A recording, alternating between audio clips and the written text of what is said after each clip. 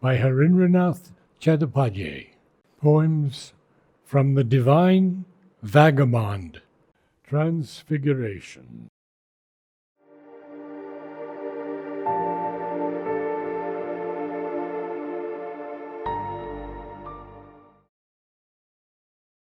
Wisdom hath taken ignorance to wife, and with his first caress has made her flower into the deathless beauty that is life, into the shining silence that is power.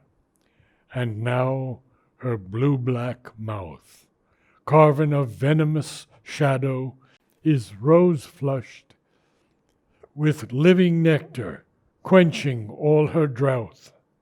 See how the blood has rushed into her naked bosom, lighting it into a color which on earth was never lit. Keen youth leaps timeless out of time grown old. Red springtide is an essence in the blood, and what was gray and barren turns to gold. And what was desert soil begins to bud. All life takes on a tone of such delight as never seems to end. A river is released out of the stone, and under heaven's bend, earth, that was but a ball of mud and mire, changes into a carnival of luscious fire. A joy with deep humility endowed, a whelming love which hardly speaks a word, a rainbowed glory hangs from cloud to cloud, and a new music occupies the bird. Nature is now estranged from her dim past of death and incompleteness. Her pale, recurrent processes are changed, and even in the fleetness of things which seem to fade and disappear, the outline of true immortality grows clear.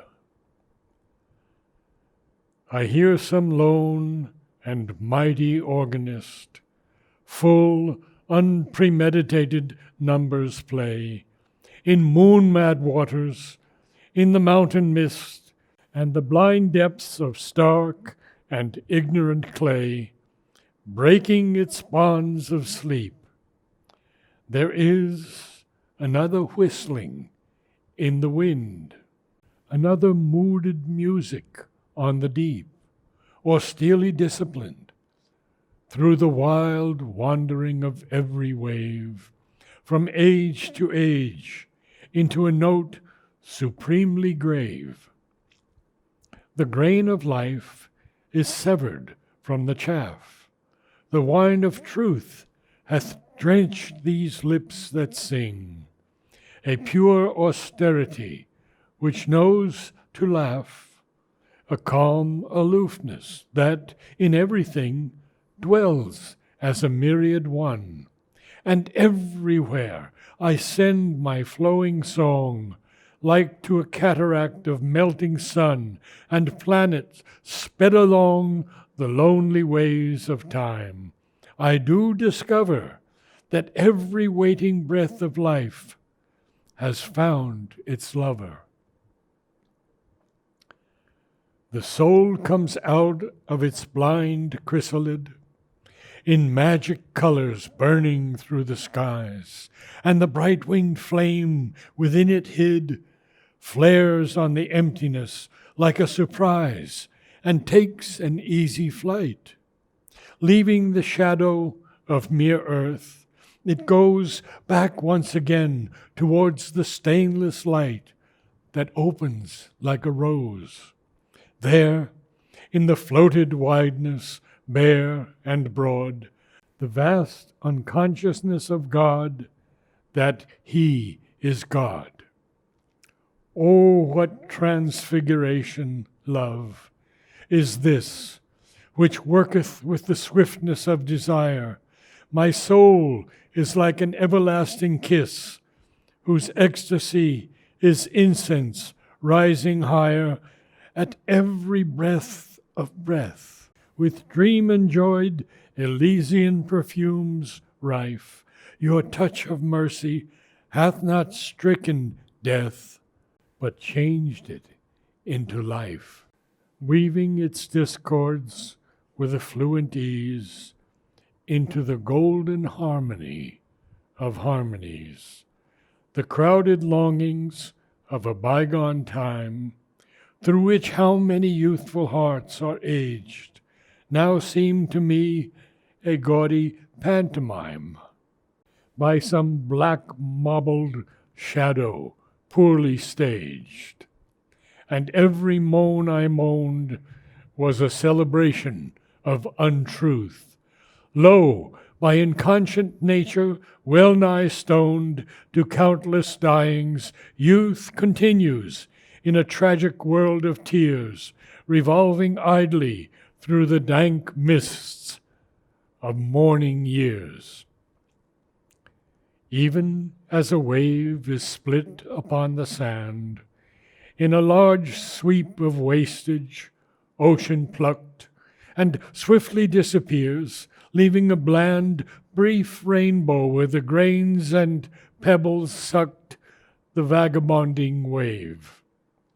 Youth leaps out of a sea of deep delight, part of God's ocean magical and grave, and passes out of sight into the stretching sands of wasted hours, which burningly drink up its free, unmeasured powers. See how the myriad boats of lives are tossed upon the whirl of uncontrolled pleasure, since, through long storms of selfhood, they have lost the secret of the ocean and its measure, calm, mighty, and superb. The sky of time unfolds to gray and black of never-ending tempests that disturb life's lonely ocean track, and will not wear the golden calms again until they weep to God in a great mood of rain. O world of agony and wretchedness, how long will you in lampless glooms be veiled? How long will you be held in a caress of storm and deluge, thunderous and galed? Surely you were not meant only for falsehood, darkness, and disease, O world. For lo, your heart is innocent, under the tragedies which weigh you down, the greed, the hate, the guilt, out of whose squalidness your structure seemeth built. Nay, you shall rise again and resurrect into the pristine splendor that was yours.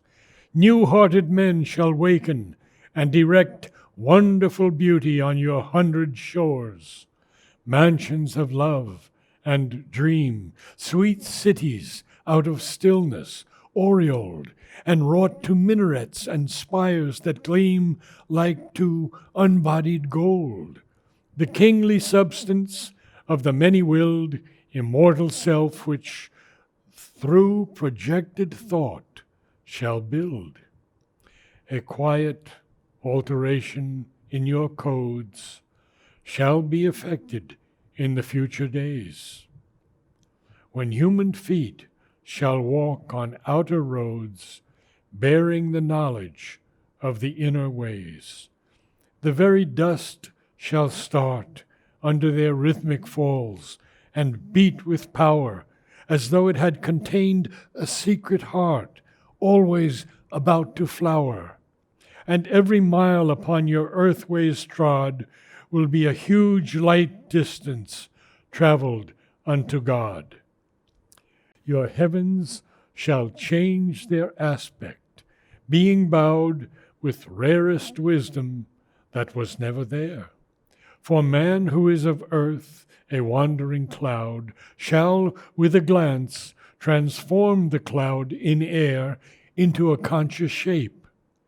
Fire argent wind shall play upon his pipe, until the vineyards of the spaces grape, incalculably ripe. The nebulae will crystallize and be distinct new heartthrobs of God-man eternity. Nature shall be a loveliness of loves, fulfilled into a miracled content.